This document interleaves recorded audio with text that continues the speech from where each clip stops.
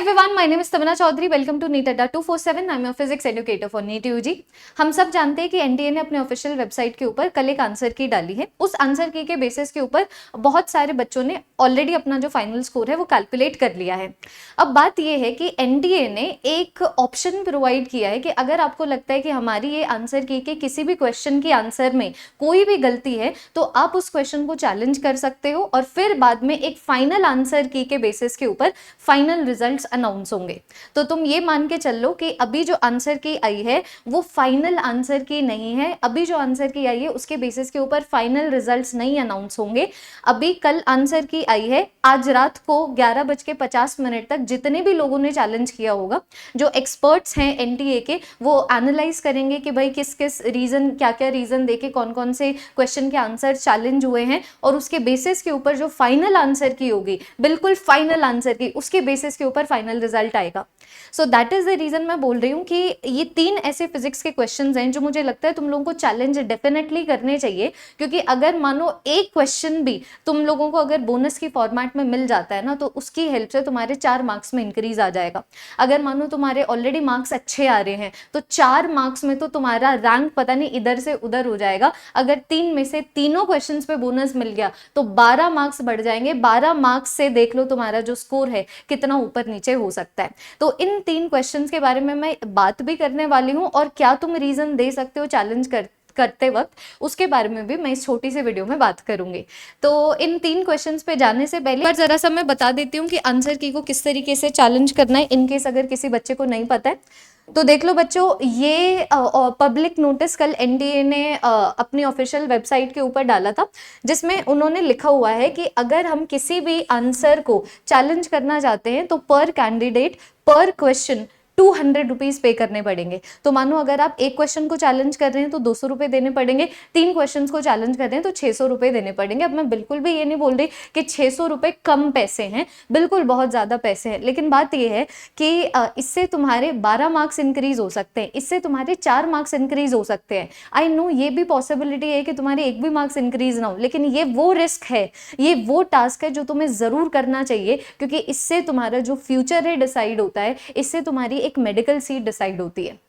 जिन बच्चों के बिल्कुल ही बहुत कम मार्क्स आ रहे हैं तो तुम लोगों को चैलेंज करने की कोई ज़रूरत नहीं है, लेकिन जिन बच्चों के अच्छे मार्क्स आ रहे हैं और जिनको लग रहा है कि भाई जो 4 मार्क्स हैं या 8 मार्क्स है, 12 मार्क्स है, हमारे रैंक को काफ़ी ऊपर नीचे कर सकते हैं, या फिर हमें गवर्नमेंट मेडिकल सीट वाली लाइन में डाल सकते हैं, या फिर और अच्छे गवर्नमेंट मेडिकल सीट दिला सकते हैं, तो तुम लोगों को डेफिनेटली चैलेंज करना चाहिए।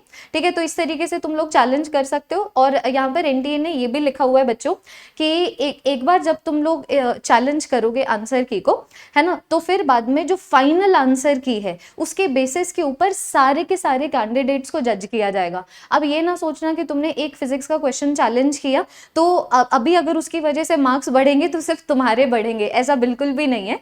ठीक है, अगर तुमने किसी भी क्वेश्चन को चैलेंज किया है तो बेसिकली तुमने पूरी की पूरी नीट कम्युनिटी को रिप्रेजेंट करते हुए चैलेंज किया है।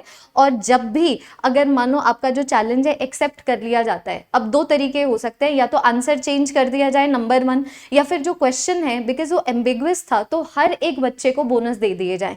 तो ये 2 तरीके के चेंजेस हो सकते हैं, लेकिन ये जो दोनों तरीके के चेंजेस होंगे हर एक नीट एस्पिरेंट के लिए होंगे, ये मैं तुम लोगों को बताना चाहूंगी। तो अभी इस वीडियो के ऊपर एनडी सर ने कल एक बहुत अच्छी वीडियो बनाई है इस टॉपिक के ऊपर कि किस तरीके से तुम किसी भी क्वेश्चन को चैलेंज कर सकते हो, जो पूरा इंटायर प्रोसेस है एंड ऑल। ठीक है, तो अब इससे थोड़ा सा आगे स्किप करते हैं। बाकी बहुत ही अच्छे तरीके से स्टेप वाइज प्रोसेस में एनटीए ने बताया हुआ है अपनी ऑफिशियल वेबसाइट के ऊपर कि आंसर की को किस तरीके से चैलेंज करना है। अगर ये तुम्हारे पास पीडीएफ नहीं है तो जो नीट अड्डा 247 का ऑफिशियल टेलीग्राम चैनल है उसके ऊपर तुम लोगों को ये वाला पीडीएफ मिल जाएगा। तो मुद्दे की बात के ऊपर आते हैं कि कौन से है वो 3 फिजिक्स क्वेश्चंस जो मुझे लगता है तुम लोगों को चैलेंज करने चाहिए।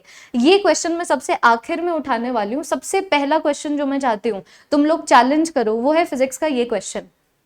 देखो, मेरी आर्ग्यूमेंट्स रीजनेबल हो नहीं हो, कितनी रीजनेबल हो कितनी रीजनेबल ना हो, these are the best arguments that you can make अगर आप किसी भी क्वेश्चन को चैलेंज करना चाहते हैं। ये जो क्वेश्चन है इसमें लिखा हुआ है कि अगर एक पैरेलल प्लेट कैपेसिटर को हम चार्ज कर दें by connecting it to a battery through a resistor, ठीक है, तो तुम्हें बोला हुआ है अगर सर्किट में आई का करंट है तो जो गैप है प्लेट्स के बीच में, कैपेसिटर के प्लेट्स के बीच में, वहां पर कितना करंट होगा। अब एक बच्चा सोचेगा कि यार डिस्प्लेसमेंट करंट तो हमेशा जो कंडक्शन करंट है उसी के इक्वल टू होता है, तो उसके बेसिस के ऊपर आ गया displacement current is equal to I and it flows in the same direction of I, है ना। मैं फिजिक्स की एनालिसिस नहीं ले रही हूँ, मैं बस इसको थोड़ा सा डिस्कस कर रही हूँ। तो यही आंसर की में दिया हुआ है। लेकिन बात ये आती है बच्चों कि जो इंग्लिश स्पीकिंग क्राउड है, ठीक है, जिनकी इंग्लिश तेज है, जिनको इंग्लिश अच्छे से समझ आती है, जो इंग्लिश में चीजें पकड़ लेते हैं, उनको यहाँ पर जरूर कंफ्यूजन हुई होगी। The reason being that the statement is ill formed, the statement is not well formed. ये जिस तरीके से स्टेटमेंट फॉर्म हुई है इसके दो मतलब होते हैं, ध्यान दीजिएगा। यहां पर बोला हुआ है a parallel plate capacitor is charged by, charged past tense होता है, समझो। अगर मानो मैं बोलूं कि I ate, I am eating, दोनों में फर्क है। A capacitor is being charged में फर्क है, किसमें? A capacitor is being charged and a capacitor is charged, दोनों में फर्क है और दोनों के मतलब से दो अलग आंसर बनते हैं। अगर मानो ये जो स्टेटमेंट है इंग्लिश में, इसका मतलब ये बनता है अगर हम एक कैपेसिटर को चार्ज कर ले बैटरी से, ठीक है, उसके बाद, बिकॉज ये पास्ट टेंस हो गया, ठीक है, बीइंग चार्ज नहीं लिखा, तो करंट सेंस में जो कैपेसिटर है चार्ज नहीं हो रहा है। A capacitor is charged, mom left, I ate, I danced, I sang, ED, past tense. तो अगर एक कैपेसिटर चार्ज हो चुका है तो एक बार जब कैपेसिटर फुली चार्ज हो जाता है तब तो कोई डिस्प्लेसमेंट करंट आता ही नहीं है। तो अगर मैं इस इंग्लिश के पर्सपेक्टिव से बात करूं तो फिर बाद में आंसर क्या होना चाहिए? नो करंट होना चाहिए ना। So this is a not well formed question. तो इसीलिए मैं चाहती हूं कि सारे के सारे स्टूडेंट्स, चाहे तुम लोगों ने ऑप्शन नंबर 1 को टिक किया भी हो कि नहीं किया हो, अगर तुम्हारा ये वाला क्वेश्चन गलत गया है ना तो मैं चाहूंगी कि तुम लोग चैलेंज करो। चाहे तुम लोगों ने ये आंसर टिक किया हो या ये आंसर टिक किया हो, कोई भी आंसर टिक किया हो, अगर तुम्हारा ये क्वेश्चन गलत गया है मैं चाहूंगी तुम लोग चैलेंज करो, बिकॉज बहुत ही रीजनेबल आर्ग्यूमेंट है। This is not a well formed statement.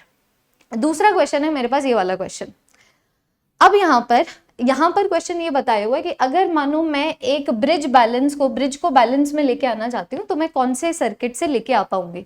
तो मुझे अच्छे से पता है कि ब्रिज में बैलेंस तब आता है जब यहाँ पर जो रेजिस्टर है और यहाँ पर जो रेजिस्टर है उसका रेशियो, यहाँ पर जो रेजिस्टर है और यहाँ पर जो रेजिस्टर है उसका रेशियो सेम होना चाहिए। तो इन रेजिस्टेंस का रेशियो और इन रेजिस्टेंस का रेशियो अगर सेम है तो जो ब्रिज है हमारा बैलेंस्ड होगा, राइट। इसके बेसिस के ऊपर आंसर हमारा क्या आ रहा है? ये आ रहा है कि भाई देखो, ऊपर 10 ओम है, नीचे 15 ओम है। सॉरी, एक मिनट रुकना, आई don't know whether this is the answer.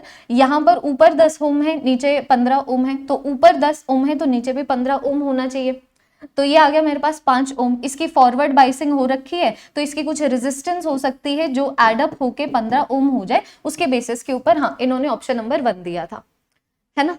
अब मैं तुम लोगों को बोल रही हूँ कि एक बार ना तुम जरा सा ये वाले सर्किट को देखना, जस्ट 1 सेकेंड,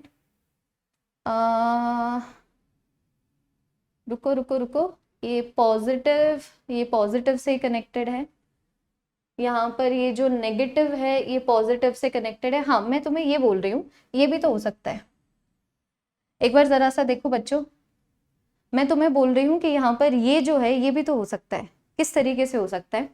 अगर मानो ऊपर 10 ओम है, नीचे 15 ओम है, ऊपर 10 ओम है तो नीचे भी 15 ओम आना पड़ेगा। तो मैं बोल सकती हूँ कि यहाँ पर कोई एक ऐसा सिनारियो होना चाहिए जहां पर पूरी की पूरी जो रेजिस्टेंस है 15 ओम हो पाए और जो करंट है एक्चुअली में कंडक्ट भी हो पाए, because that is how we want to attain a balanced bridge situation. अब मैं तुम्हें बोल रही हूँ कि ये वाला डायोड देखो किस तरीके की बाइसिंग का है। ये मेरे पास आगे इस तरीके से नेगेटिव टर्मिनल पी साइड से कनेक्टेड है, तो मैं जानती हूँ कि यहाँ पर इसकी रिवर्स बाइसिंग हो रही है। लेकिन मैं तुम्हें बोल रही हूँ कि ऐसा भी तो हो सकता है कि इसका जो ब्रेकडाउन है ना, क्योंकि तुम देखो ना, हम यहाँ पर भी तो ये अज्यूम ही कर रहे हैं ना कि जो डायोड है फॉरवर्ड बाइसिंग में इसकी रेजिस्टेंस 10 ओम हो जाए तो ये टोटल 15 ओम हो जाए, ये ब्रिज बैलेंस्ड हो जाए और ब्रिज बैलेंस आ जाए।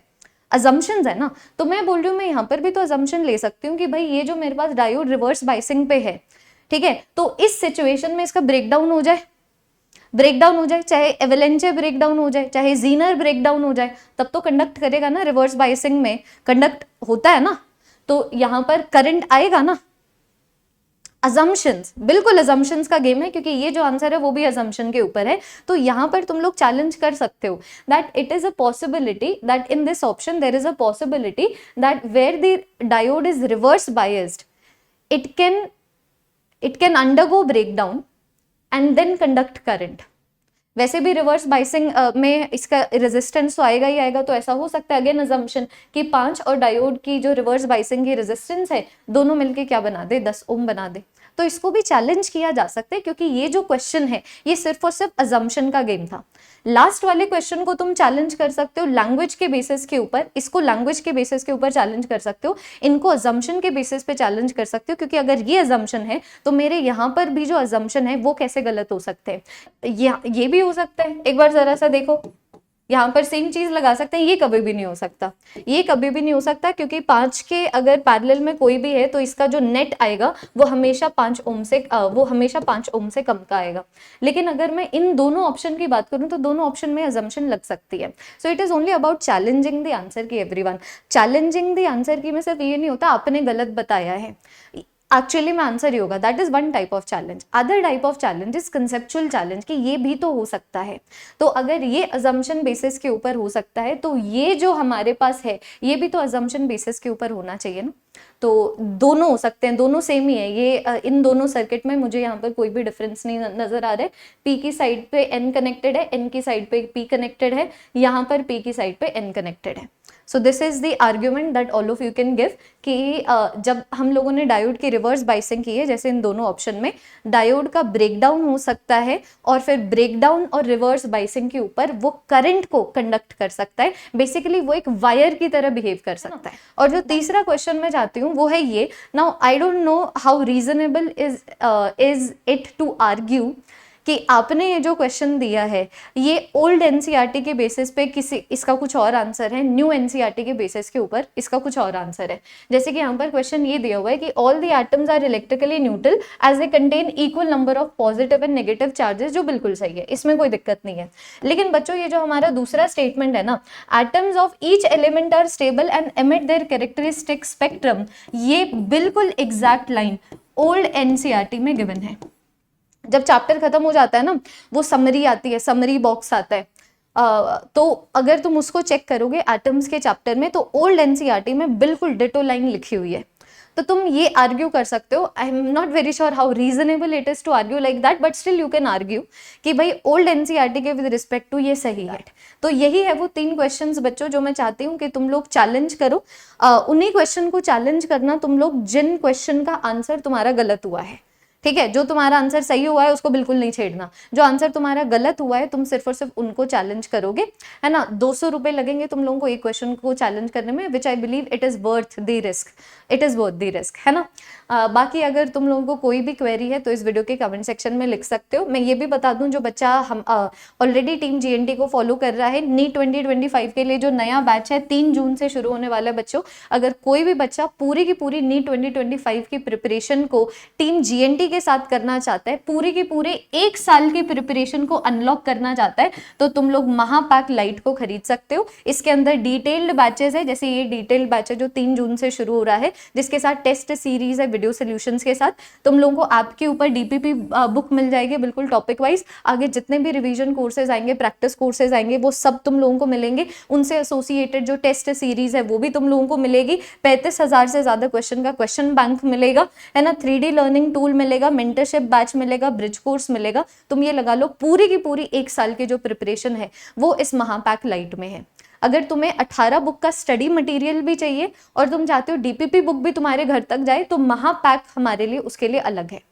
महापैक का फिर थोड़ा सा कंपैरेटिवली ज्यादा प्राइस होगा, क्योंकि उसके अंदर 20 बुक ऐड हो गए, 18 तो स्टडी मटेरियल के, 2 डीपीपी बुक के। बाकी मानो अगर तुम्हें वो नहीं चाहिए तो तुम लोग महापैक लाइट भी ले सकते हो। अभी ऑफर चल रहा है 33% ऑफ का, अगर तुम ये वाला कोड लगाओगे तो तुम्हें बिल्कुल तुरंत 33% ऑफ मिल जाएगा।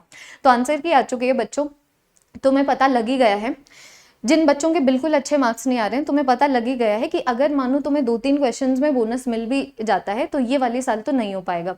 सो I want all of you to do something about it, या तो मूव ऑन करके कुछ और कर लो, लेकिन अगर तुमने सोच लिया कि नीट की प्रिपरेशन करनी है तो ये एक ऐसी चीज़ है जो मैं बिल्कुल नहीं चाहती तुम लोग डिले करो। महापैक को ले लो और अपनी पूरी की पूरी प्रिपरेशन को एक ही बार में अनलॉक कर लो। That is all everyone, thank you so much.